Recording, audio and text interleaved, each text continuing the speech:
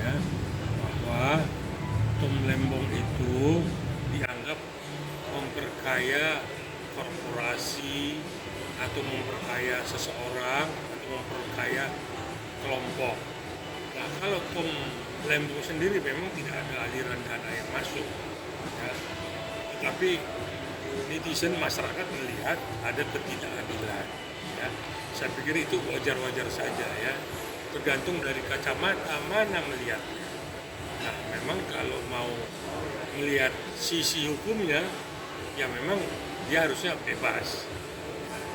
Juga memang mungkin ada tekanan politik, ya. Kita juga melihatnya ini seperti ada yang tidak wajar dalam keputusan.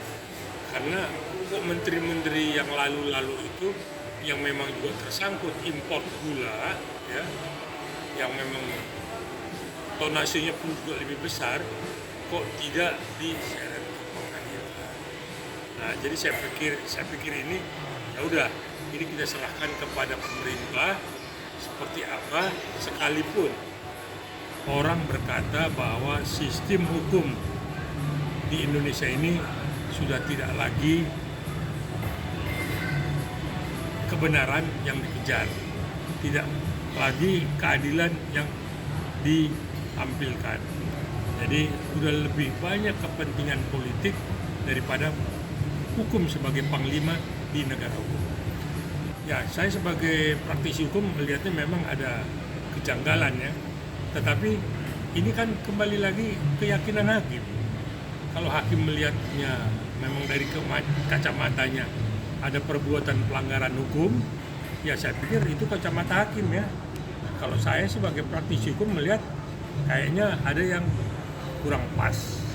Tapi kembali lagi kepada masyarakat bagaimana menilainya. Ini kembali lagi kepada masyarakat lah yang lebih bijak mungkin dalam menilai keputusan majelis itu. Tom Lembong secara pribadi sebagai jabatan seorang menteri, ya, Menteri Perdagangan, dia tidak ada aliran dana yang masuk. Makanya banyak politisi, ya, tapi tidak Senayan, ya. Ini politisi-politisi yang memang tidak punya kursi, ya. Ini mengatakan bahwa ini ada rekayasa, ada kepentingan politik. Kecuali Senayan, ya, bikin pansus, ya. Tapi ya udah, seperti tadi, kembali lagi kepada masyarakat menilainya dan kembali lagi kepada pemerintah yang memang dalam hal ini para penegak hukum dalam memutus kasusnya Tom Lembong, seperti tidak ada rasa keadilan untuk Tom Lembong. Kalau Tom Lembong merasa keberatan, ya dia bisa banding, ya, merasa dia tidak ada keadilan, dia punya hak untuk banding, ya. Maka kalau PN memutus 4,5 tahun, dia keberatan, ya dibanding. Atau kalau banding nanti seperti apa tidak juga berpihak kepada dia, berpihak kepada keadilan, ya dia bisa kasasi. Artinya proses hukum masih panjang. Walaupun tidak, Majelis hakim ini melihatnya seperti apa? Nah, majelis hakim ini punya keyakinan tersendiri yang tidak bisa diintervensi, ya. Nah, kecuali politik, ya, saya nggak wal-walam, artinya nggak masuk ke situ, saya nggak berpikir ke situ. Tetapi kembali lagi kepada majelis hakim. Kan majelis hakim itu memutus berdasarkan ketuhanan yang Maha Esa, ya, berkeadilan, ya. Berkeadilan yang Pancasila. Nah, seperti apa kalau udah seperti itu muatannya, terus putusannya juga tetap bahwa dia memang harus dikenakan hukuman, kita mau bilang apa, ya? Saya sebagai insan hukum, sebagai masyarakat, ya, sebagai praktisi hukum juga melihat, ya seperti itulah hukum di Indonesia, ya. Kalau tidak sejalan dengan kepentingan politik, ya terima beban itu.